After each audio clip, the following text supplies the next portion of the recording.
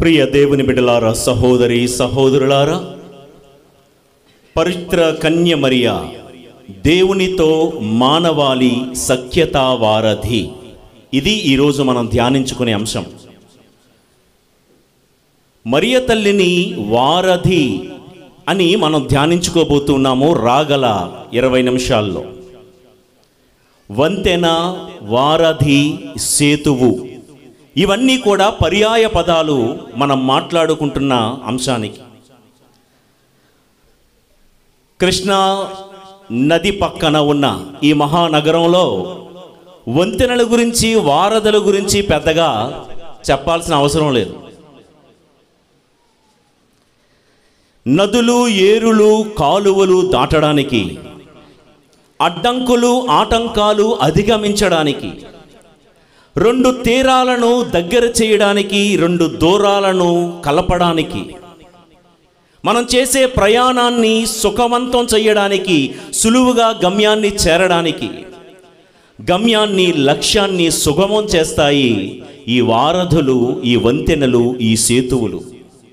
కానీ ఈ రోజుల్లో సమాజం, ఈ కాలం కత్తుల వంతెన మీద నడుస్తుంది అంటే అతిశయోక్తి కాదు. వైరస్లు, అంటురోగాలు, యుద్ధాలు అనేటువంటి వంతెనలపై కాలం గెంటుకుంటూ వెళ్తుంది అంటే మీలో చాలామంది నాతో ఏకీభవిస్తారు. కులం, వర్గం, స్వార్థం, అసూయ ఇలాంటి బీటలు వారిన వంతెనలపై సమాజం గెంటుకుంటూ ముందుకెళ్తుంది. ఇలాంటి నేపథ్యంలో మనం ఈ పుణ్యక్షేత్ర శతవార్షికోత్సవ సంబరాలు ఒకవైపు కొనియాడుతూ ఉన్నాము. తల్లి శ్రీసభ క్రీస్తు పుట్టిన 2025 సంవత్సరాల జూబిలీ వేడుకలకు దూసుకుని వెళ్తూ పరిశుద్ధ ఫ్రాన్సిస్ పోపు గారు మనకిచ్చినటువంటి అంశం పెరిగ్రినాంతెస్ ఇన్ స్పెమ్, పిల్గ్రిమ్స్ ఆఫ్ హోప్. అచ్చ తెలుగులో నిరీక్షణ కలిగి ప్రయాణించే శ్రీసభ అని జూబిలీ సందర్భంగా మనకిచ్చే ఒక అంశం. ప్రయాణించే ఈ శ్రీసభకు వంతెన కావాలి. ఆ వంతెనే జన్మ పాపరహితోద్భవి, అమల విమల అకలంకమైనటువంటి పరిశుద్ధ మరియ తల్లి. పోర్చుగీసు నగరంలో ఫాతిమామాత దర్శనమిచ్చిన 50వ వార్షికోత్సవ సందర్భంలో 1967వ సంవత్సరంలో నాటి జగద్గురువులు 6వ పౌల్ పాపు గారు మరియ తల్లిని సిన్యుం మాన్యుం అని సంబోధించారు. అందరూ ఒకసారి చెప్తారా? సిన్యుం మాన్యుం.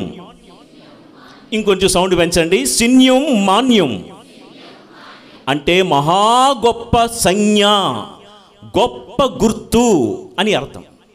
ప్రయాణించే ఈ శ్రీసభకు నాడే అంటే 1967వ సంవత్సరంలోనే 6వ పౌలు పాపు గారు మరియ తల్లిని సిన్యుం మాన్యుం, ఈ మరియ తల్లి గొప్ప గుర్తు, ద గ్రేట్ సైన్ మరియ తల్లి అని ఆయన చెప్పుకుంటూ వచ్చాడు. నాకు ఇవ్వబడిన ఈ కొద్దిపాటి సమయంలో మరియ తల్లిని వంతెనగా ఎలా చూస్తామో ఒక 5 అంశాలు మీ ముందుంచి నేను మా ఊరు వెళ్ళిపోతా. మొట్టమొదటగా వారధి వంతెన, 2 తీరాలను కలిపేది, 2 దూరాలను దగ్గర చేసేదని విన్నాం. ఒక పేద రైతు అనగనగా ఒకరోజు ఆ ఊర్లో ఉన్న రాజును కలవడానికి వెళ్ళాడు, తన పెరట్లో పండిన 3 అరటిపళ్ళు పట్టుకొని. రాజుగారిని కలవడానికి వెళ్ళిన వాళ్ళందరూ గొప్ప గొప్ప బహుమానాలు తీసుకుని వెళ్తూ ఉంటే ఆ మిగతా బహుమానాలు చూసి చిన్నబోయాడు. ఇన్ని గొప్ప బహుమానాల మధ్య నేను రాజుగారి కంటికి కనబడతానా? నేను తీసుకుని వెళ్ళే బహుమానం ఆ రాజుగారి మనస్సును ఆకర్షిస్తుందా అని వెనక్కి వెళ్ళిపోతూ ఉంటే కోటలో నుండి దూరంగా ఉన్న పేద రైతును చూసిన ఆ రాజమాత అంటే రాజుగారి తల్లి వడివడిగా పరిగెత్తుకొని వచ్చి ఆ 3 పళ్ళు తీసుకొని బంగారు పళ్ళెంలో వజ్రాలు పొదిగి అలంకరించి రాజుగారు భోజనం చేసే టేబుల్ మీద పెట్టిందంట. ఎన్నో బహుమానాల మధ్య భోజనానికి కూర్చున్న రాజుగారి కంటిని ఆకర్షించిన ఒకే ఒక బహుమానం ఏంటది? రాజమాత సిద్ధం చేసిన ఆ బంగారు పళ్ళెం.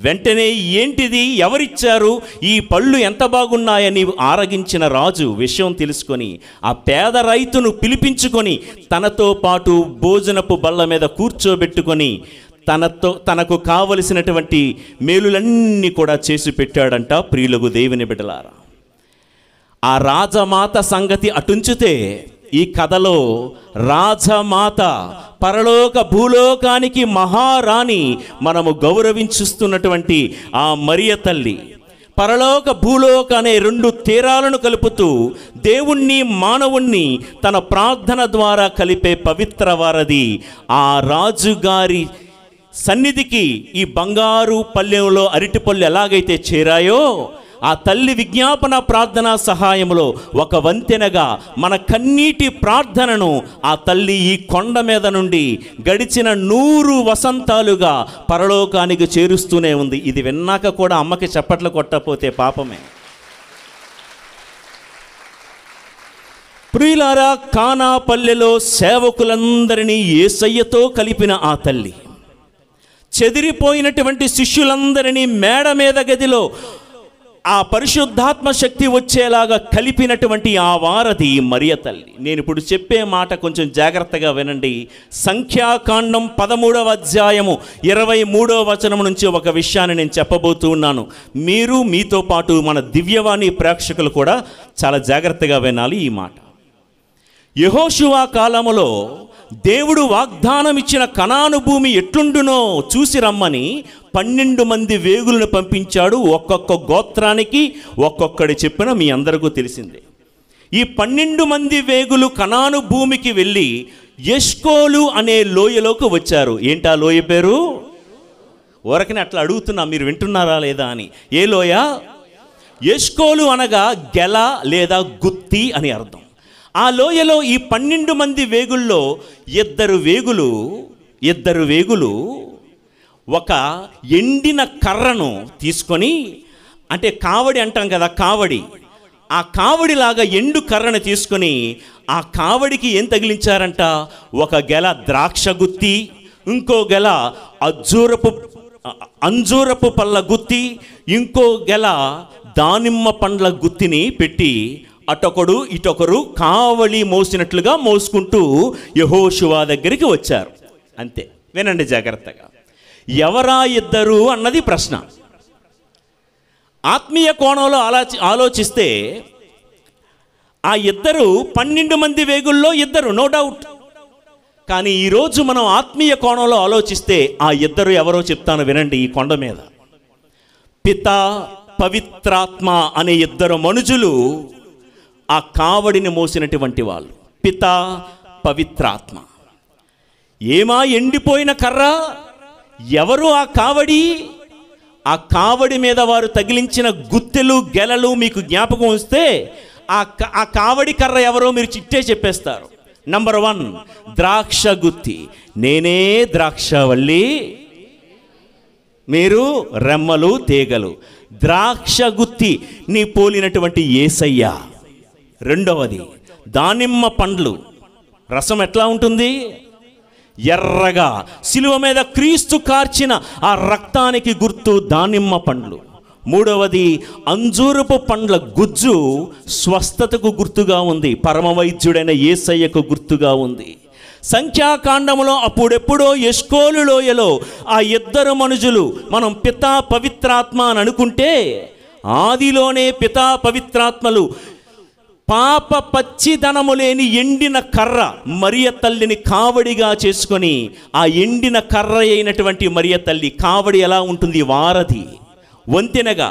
ఎదురుగా ఉన్న ఒకడి భుజం మీద ఒకవైపు, వెనకాతలు ఉన్న ఒక ఎత్తు మీద ఇంకొక వైపు ఇద్దరు వ్యక్తులను కలుపుతూ ఈ గెలలను మోసుకుంటూ వెళ్ళారు ఎష్కోలు లోయలో నుండి యెహోషువ దగ్గరికి. నాడు ఈ ఆర్సిఎం సంఘంలో, మన కథోలిక సంఘంలో ఉన్న గొప్పతనం ఏంటో తెలుసా?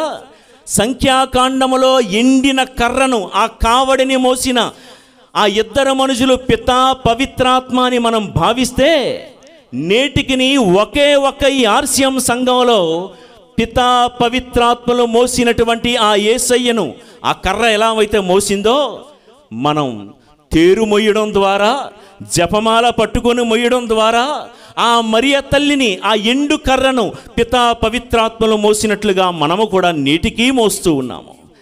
ఆ పుత్రుని దానిమ్మ పళ్ళు, అంజూరపు గుత్తి, ద్రాక్ష గుత్తి, ఆ కర్ర నవమాసాలు మోసింది మరియ తల్లిని.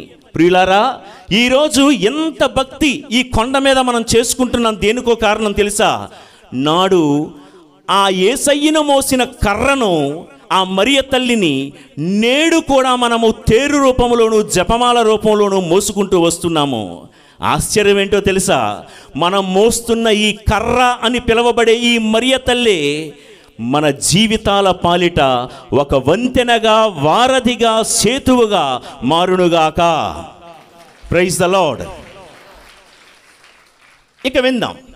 మరియ తల్లి ఒక వంతెన, ఒక వారధి. ఆహా, ఈ పుణ్యక్షేత్రానికి వస్తే అమ్మ నన్ను మొయ్యు, నా బిడ్డల్ని మొయ్యు, నా కుటుంబాన్ని మొయ్యు అని మనవడడం మాత్రమే కాదు, 1101 కొబ్బరికాయలు కొట్టి తలనీలాలు అర్పించుకొని క్రొవ్వొత్తులు వెలిగించుకొని వెళ్ళిపోతే కాదు. We need to become the bridges. We are called to bridge the barriers. మనము కూడా ఒక వంతెనగా మారాలి. కలిపే వారముగా ఉండాలే కానీ విడగొట్టే వారముగా కాదు. మొన్న తపస్సు కాలంలో ఒక చోటకి వాక్యం చెప్పడానికి వెళ్ళాను. నాకు బాగా తెలిసిన ఒక అత్తా కోడళ్ళు నా దగ్గరికి వచ్చారు. ముందుగా అత్తగారు వచ్చి నాతో, ఫాదర్ గారిని 5 నిమిషాలు మాట్లాడాలి కూర్చోబెట్టా. మాట్లాడుతూ ఉంటుంటే, ఏమ్మా కుశలమా అంటే, నా తల్లిని చూసుకోవాలని, మా అత్తగారిలో నా తల్లిని చూసుకోవాలని ఈ ఇంట అడుగుపెట్టాను. కానీ నా అత్త గయ్యాలి గంప, రాకాసి రంప, సూర్యకాంతానికి అక్క అని మొదలగు మాటలన్నీ కూడా చెప్పడం ప్రారంభించింది. నేను విని, అమ్మ అట్ట కాదమ్మా, ఇప్పుడే కదా కూటంలో ఎంత వాక్యం విన్నావు అని నన్నేసి మాట్లాడకమ్మా. ఒక పని చేయి, మీ అత్తగారి గురించి నువ్వు ప్రార్థన చెయ్యు, నేను ప్రార్థన చేస్తానంటే ఆవిడేమందో తెలుసా? మీరు కాదు, బిషప్ పోపు గారు ప్రార్థన చేసిన మా అత్తను మార్చడం ఎవడతరం కాదంది. ఒక అరగంట బతిమలాడిన తర్వాత సరే ఫాదర్ ప్రార్థన చేస్తానని మాటిచ్చి వెళ్ళిపోయింది.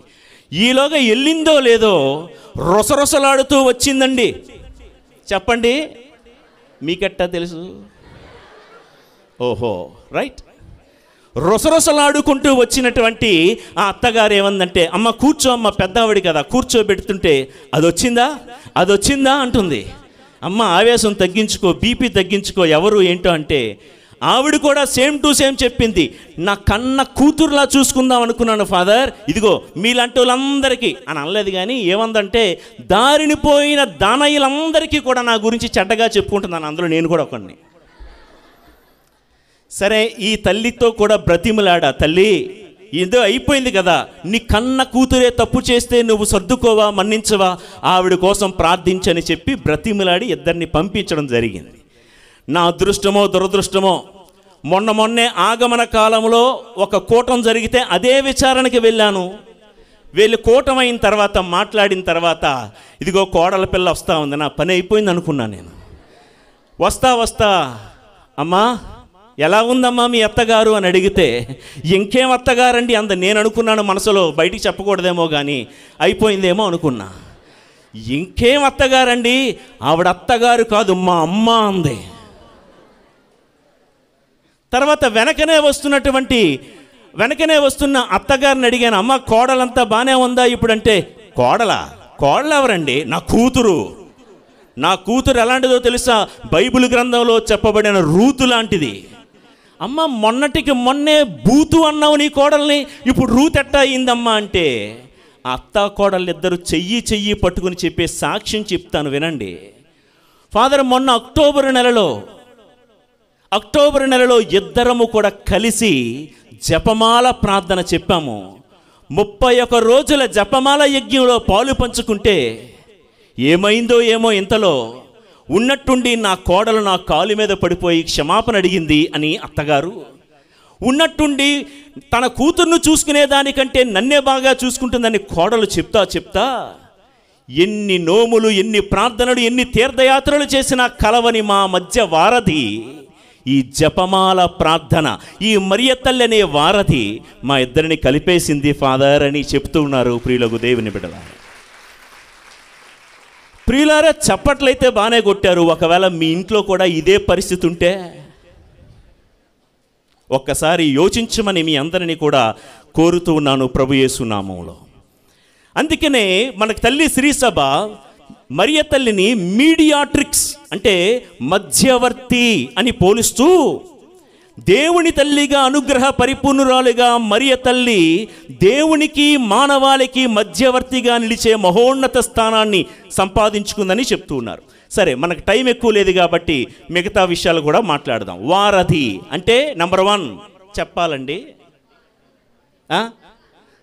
కర్ర కలిపేది అమ్మా, కలిపే వారముగా ఉండాలి. కానీ మీరు చెప్పరా, విడగొట్టే వారముగా మనం ఉండకూడదు. ఇంత కష్టపడి పెద్ద వయసు ఉన్న వాళ్ళతో సహా ఇంత కొండెక్కి వచ్చాము.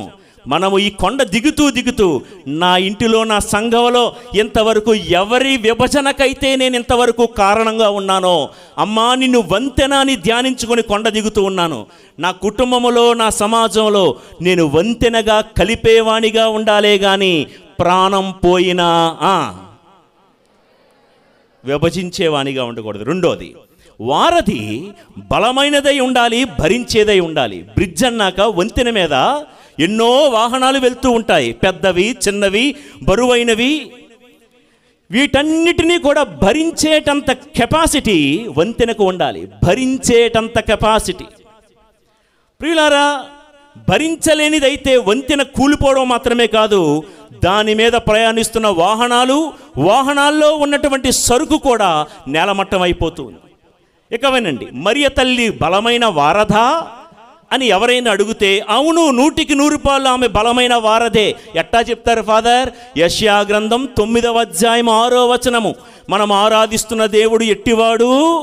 ఆయన ఆశ్చర్యకరుడు, సలహాదారుడు, బలాఢ్యుడు అన్న మాట ఉందా లేదా? ఆయనను మించిన బలాఢ్యుడు ఎవరండి?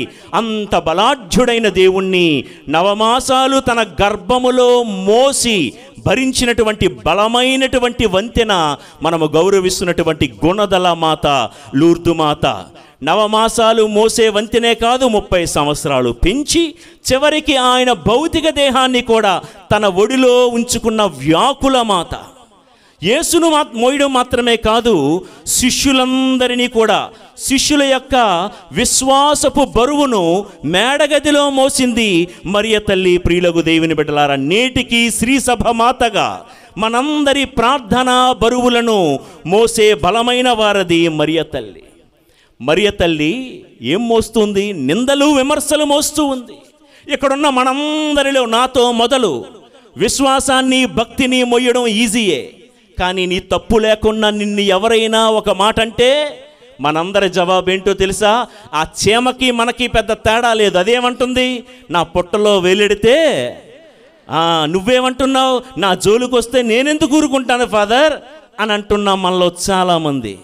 మరియ తల్లి ఏం భరించిందంటే, తన కుమారుడి మీద విసురులు, నిందలు, విమర్శలు పడుతూ ఉన్నా, ఆయన తిండిపోతువాడని, పాపులకు స్నేహితుడని అంటూ ఉన్న కుమారుని మీద పడిన నిందలు మోసింది. తన మీద నాటి నుండి నేటి వరకు పడుతున్న నిందలు, విమర్శలు మోస్తూ భరించుకుంటూ వచ్చింది. ఈరోజు ఆ తల్లిని శరణవేడగా మన సమస్యల బరువును, మన బాధ్యతలను భరించే పాపులకు శరణము మరియ తల్లి. ప్రియులారా, ఈ వంతెన మరియ తల్లి అనే వారధి దగ్గరికి వచ్చాము. ఈ వంతెన మీద నిలబడి జపమాలలు, ప్రార్థనలు చేసి వెళ్తున్నాము. వాట్ అబౌట్ యూ అండ్ మీ? మన మాట ఏంటి? ఆ తల్లి బలమైనదే, భరించేదే. ఆమెను అమ్మ అని పిలిచే మనం విశ్వాసములో, భక్తిలో, సేవలో బలంగా ఉన్నామా? భరించే వారముగా ఉన్నామా లేదా? భరించే తత్వం మనలో ఉందా లేదా? తప్పుడు నిర్ణయాలు, తొందరపాటు నిర్ణయాలు తీసుకునే నైజం మనలో ఉందా? నన్ను మిమ్మల్ని ఒక ప్రశ్న అడగనివ్వండి. ఈ కొండ మీద ఎన్నో బలహీనమైన వంతెనలు ఉన్నాయి అంటే మీరు ఒప్పుకుంటారా? రకరకాల కారణాల వలన ఊగిసలాడే వంతెనలు. ఈ తల్లి వంతెన మీదకి వచ్చాం. భరించలేని వంతెనలు. ఒక భర్త ఒక మాట అన్నాడని భరించలేని భార్యలు మన మధ్య లేరందామా? భార్య నాకు చెక్కు చేతల్లో లేదు, ఇక దాన్ని భరించలేను అని భరించలేని భర్తలు మన మధ్య లేరందామా? నాలాంటి సేవకుడు కానీ అభిషిక్తుడు కానీ మీకు సేవ చేస్తున్న ఒక ఫాదర్ గారు క్రమం తప్పితే మీ సేవకుడిని కూడా భరించలేని విశ్వాసులు మన మధ్య లేరందామా? ఏం సౌండ్ పెంచరేమి? ఓకే, భరించలేని తత్వం మనం వార్తాపత్రికల్లో, టీవీ న్యూస్ ఛానల్లో వింటుందేంటో తెలుసా?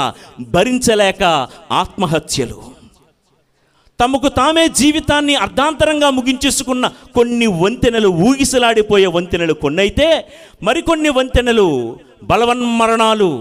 ప్రియులకు దేవుని బిడ్డలారా, ఆలోచిద్దాం. ఈరోజు తల్లిని మరియను ప్రార్థన చేద్దాం. 13వ సింహరాయలు పాపు గారు 1895వ సంవత్సరంలో మరియ తల్లికి ఇచ్చిన బిరుదు ఏంటంటే ఔదిత్రెచెంపోపులి. ఔదిత్రెచెంపోపులి అంటే హెల్పర్ ఆఫ్ ద పీపుల్. మరియ తల్లి తనను శరణుగోరు వారందరికీ సహాయము చేసే తల్లి కాబట్టి అమ్మను ప్రార్థన చేద్దాం. ఏమని? చేతులు జోడించి, అమ్మా నేను ఊగిసలాడే వంతెననమ్మా, అమ్మా నేను బలహీనమైన వంతెననమ్మా, అమ్మా నేను ఎవరి మాట కూడా భరించలేని వంగని లొంగని ఒక వంతెనగా వచ్చానమ్మా ఈ కొండ మీదకి, నన్ను బలముగా మార్చమ్మా, నీ ప్రార్థనా సహాయంలను వేడుకుందాం. ఇక మూడవది వంతెన.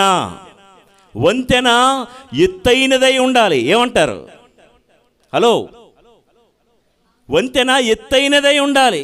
అంటే కిందన ఉన్నటువంటి నదులను, ఏర్లను, రాళ్ళు రప్పలను, కరుకు మార్గాలను, ముళ్ళ కంబలను దాటుకుంటూ కింద ఉన్న ఆటంకాలన్నిటినీ కూడా అధిగమించాలంటే వంతెన ఎత్తుగా ఉండాలి. జన్మ పాపరహితోద్భవగా మరియ తల్లి ఎవ్వరూ అందలేనంత ఎత్తులో ఉన్న వారధి. స్త్రీలందరిలో కంటే ఎత్తైన వారధి మరియ తల్లి.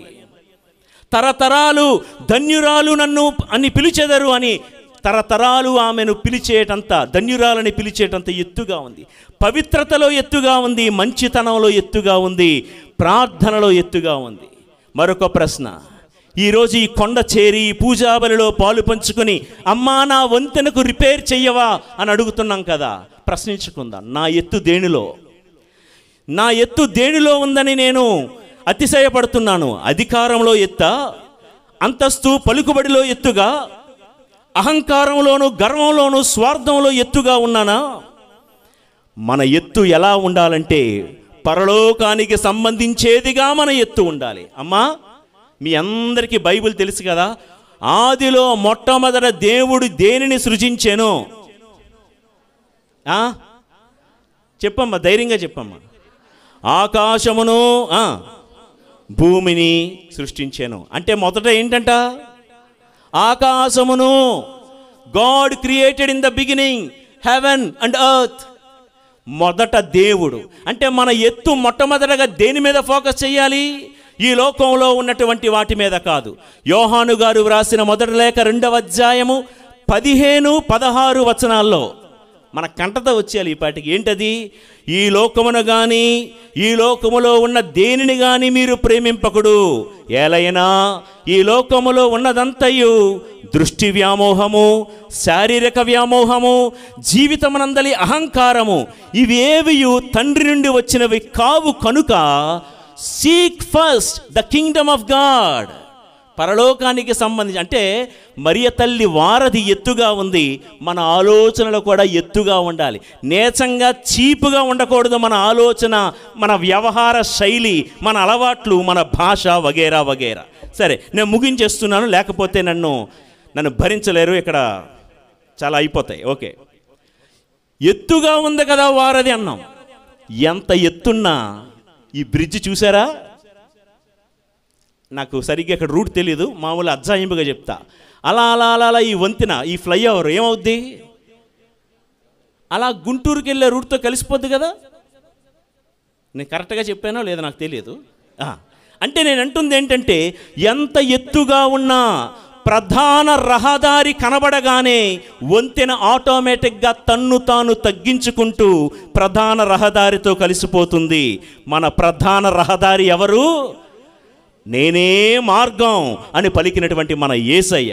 ప్రియులకు దేవుని బిడ్డలారా, ఆకాశాన్నంటిని అధిగమించుటకు ఎంతో ఎత్తులో నిర్మించినటువంటి ఈ వారధి, జాగ్రత్తగా విందాం, ఆటంకాలన్నిటినీ అధిగమించిన తర్వాత ప్రధాన రహదారి అయినటువంటి యేసయ్యతో మరియ తల్లి కలిసిపోతూ మనందరినీ కలుపుతూ ఉంది. అంతేగాని ఆవిడ్ని ఆరాధిస్తున్నారు, ఆవిడ్ని పూజిస్తున్నారు కాదు. ఒక వంతెనగా ప్రధాన రహదారితో కలిపే బాధ్యత ఆ వంతెన అయినటువంటి మరియ తల్లిది. ఆ వంతెన మీద మనం ప్రయాణిస్తూ నడుస్తూ చేసే ఈ ప్రయాణం మరియ తల్లి తన్ను తాను తగ్గించుకుంటూ నేను ప్రభుని దాసురాలనని తగ్గింది. ఆయన చెప్పినట్లే చెయ్యండని ఈ వారధి తగ్గుకుంటూ వచ్చింది. సర్వశక్తిమంతుడే నా ఎడల గొప్ప కార్యాలు చేశాడు, నాలో ఏముందని ఈ వారధి తగ్గుకుంటూ వచ్చింది. ఆయన తన దీనురాలి దీనావస్థను కటాక్షించాడు. ఈ నేను దీనురాలనని తను తాను తగ్గించుకుంటూ వచ్చింది. ఆడెవడో అన్నాడని 2024 సంవత్సరాల క్రితమే ప్రభువు చెప్పిన మాట ఏంటంటే, బాబూ తగ్గండి రా నాయనా, తన్ను తాను తగ్గించుకుంటే డాష్. నిన్న కాక మొన్న ఒకళ్ళు వచ్చి, మీకు తెలుసు కదా నేనేం చెప్పబోతున్నాను, అలా అంటే దాన్ని స్టైల్గా మనం ఇమిటేట్ చేసి మనం అవి నేర్చుకుందామా? అది మనకి స్టైలా? మోసపోకుడి. పౌలు గారు కొరింథీయులకు రాస్తూ చెప్పే మాట, చెడు స్నేహము నీ నడవడికను చెడగొట్టును. ప్రియులకు దేవుని బిడ్డలారా, వినుటకు వీణులున్నవారు వినుగాక. కాబట్టి నీ జీవితంలో నా జీవితంలో తగ్గేది ఏమైనా ఉందా వంతెనలాగా? లేకపోతే నా మాటే వేదం, ఇంకా నా మాట తెలుసు నాకు, మళ్ళీ ఏమని అంటానేమో అని సైలెంట్గా ఉన్నారు. నా మాటే శాసనం, నేను చెప్పిందే జరగాలి అంటూ బ్రతికేస్తూ ఉన్నామా? ఆలోచిద్దాం.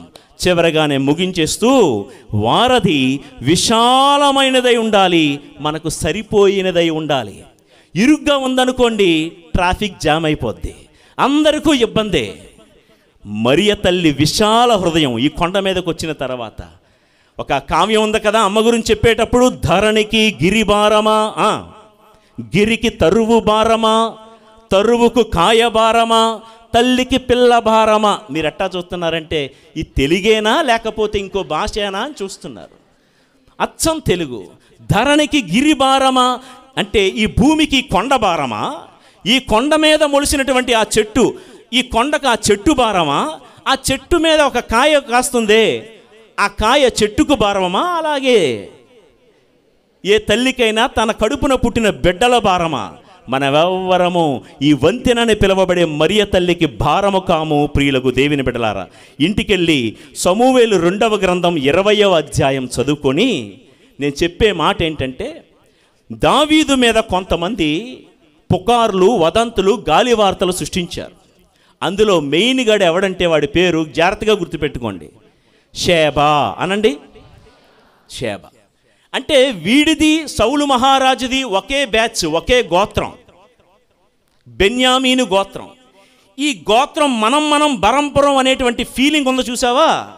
ఈ ఫీలింగ్ మీద ఈ షేబా ఏం చేశాడంటే దావీదు మీద లేనిపోని పుకార్లు, చాడీలు, అబద్ధాలు సృష్టించాడు.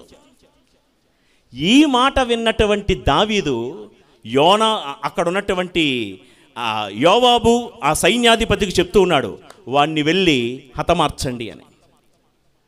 వీడు పారిపోయి అబేల్ బేత్మకా అనేటువంటి ఒక ఊరిలోకి వెళ్ళిపోయాడు. ఆ ఊరిలో గోడలున్నాయి, ఆ గోడలన్నీ ఊగిసలాడే వంతెనలు ఊగిపోతున్నాయి. అయితే అక్కడ ఈ షేబా అనేవాడు ఈ ఊరిలో దూరాడని తెలుసుకొని ఆ ఊరందరినీ కూడా దావీదు సైన్యం తగలబెట్టేయాలనుకుంది. అంతలో ఒక స్త్రీ వచ్చింది ఆ ఊరిలో నుంచి.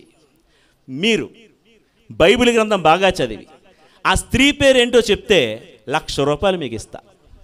నిజం, జోక్ కాదు. నా అడ్రస్ వైజాగ్. ఓకే, మీరు చదవండి మళ్ళా. సరే, ఒక స్త్రీ వచ్చింది. ఆ స్త్రీ వచ్చి ఆ ఊగిసలాడే వంతెన ఎక్కి ఆ యోవాబును, ఆ సైన్యాధ్యక్షుడును, సైన్యములకు అధిపతి అయిన సైన్యాధ్యక్షుడిని బ్రతిమలాడుకుంటుంది, బాబు ఆ అగంతకుడు, ఆ దుర్మార్గుడైన షేబా మా ఊరిలోకి చొరపడ్డాడన్న సంగతి మాకు తెలీదు. ఒక్కడి వలన ఊరందరిని తగలబెడతారా? మా ఊరు చాలా గొప్పదయ్యా, తమరు అనుమతిస్తే ఈ దీనురాలికి ఒక ఛాన్స్ ఇవ్వండి. ఏంటో తెలుసా? ఈ స్త్రీ ఏమంటుందో తెలుసా? ఊర్లోకి వెళ్ళి ఆడు ఎక్కడ దాక్కున్నాడో వాణ్ణి నేనే పట్టుకొని వాడి తలను నరికి వాడి తలను నీ కాళ్ళ మీద పడేస్తానని ఛాలెంజ్ చేసి వెళ్ళింది ఆ స్త్రీ. వెతికి వెతికి ఈ దుష్టాత్మ అయినటువంటి షేబ ఎక్కడున్నాడో పట్టుకొని ఈ స్త్రీ ఏం చేసిందో తెలుసా? ఈ షేబ తల నరికి గోడ నుండి అవతలికి విసిరగొట్టింది. ఆ తల ఎగురుకుంటూ కరెక్ట్గా సైన్యాధ్యక్షుడైనటువంటి యోవాబు కాళ్ళ కిందకు వచ్చి చేరింది. ఎవరా స్త్రీ? పేరు లేని ఆ స్త్రీ ఎవరో? ఆ స్త్రీ పేరు మీరు ఎతకండి, అనవసరంగా అక్కడ కనబడదు. బైబిల్ గ్రంథంలో ఎందుకు ఆ స్త్రీ పేరు రాయలేదో తెలుసా? పాత నిబంధన గ్రంథంలో పేరు లేని ఆ స్త్రీ మరియ తల్లికి సాదృశ్యం. ఊగిసలాడే వంతెన ఎక్కి ఎలాగైతే తన పట్టణాన్ని తాను కాపాడుకుందో ఆ వివేకము గల స్త్రీ, ఈరోజు స్త్రీ సభ గోడలు ఊగిసలాడిపోతున్నాయి. ప్రతి కుటుంబం యొక్క గోడలంటే బైబిల్లో ప్రార్థన అని అర్థం. కుటుంబాల్లో చాలా కుటుంబాలు ఊగిసలాడిపోతున్నాయి. ఇలాంటి వంతెన మీదకి ఎక్కితే నేను పడిపోతాననే భయం లేదు ఆవిడికి. ఆ స్త్రీ ఎలాగైతే ఊగిసలాడే వంతెన మీదకెక్కి సైన్యాధ్యక్షుడైన యోవాబును బ్రతిమలాడినట్లుగా సర్వ సైన్యాధ్యక్షుడైనటువంటి ఆ యేసయ్యను మరియ తల్లి బ్రతిమలాడుకుంటుంది. అదే ఆమె విజ్ఞాపన ప్రార్థన. అందుకే ఈ జపమాల ప్రార్థనలు, అందుకే ఉత్సవాలు, ఈ ప్రార్థనలు. తెలియలేని వారికి ఈ మాట చెప్పండి. బాబు, సమూవేలు 2వ గ్రంథం 20వ అధ్యాయములో ఆ స్త్రీయే మేము గౌరవిస్తూ ప్రార్థిస్తున్నటువంటి మరియ తల్లి అని. కావున ప్రియులకు దేవుని బిడ్డలారా, ఎంత చక్కటి వారధిని, సిలువ కింద నిలబడిన ఆ తల్లిని యేసుప్రభు మనందరికీ కానుకగా ఇచ్చారు. ఈ కానుకను తీసుకుని వెళ్ళిపోవడం మాత్రమే కాదు, అమ్మా నీ పేరున నా ఇంటిలో నేను ఒక వారధిగా బ్రతుకుతాను, నీ పేరున నా సమాజంలో మేము ఏ విచారణకు వెళ్తున్నామో మా శ్రీ సభలో నేను ఒక వారధిగా ఉంటాను. కలిపేవానిగా నన్ను ఉంచు కానీ విడగొట్టేవానిగా నేను ఉండకుండా నీ ప్రార్థనా సహాయం నాకు దయచేయి తల్లి అని ప్రార్థన చేద్దాం. ఈ ప్రార్థన మరియ తల్లి ద్వారా దేవుడు ఆలకించి మనల్ని, మన కుటుంబాన్ని బలపరిచి దీవింతురుగాక. ఆమేన్.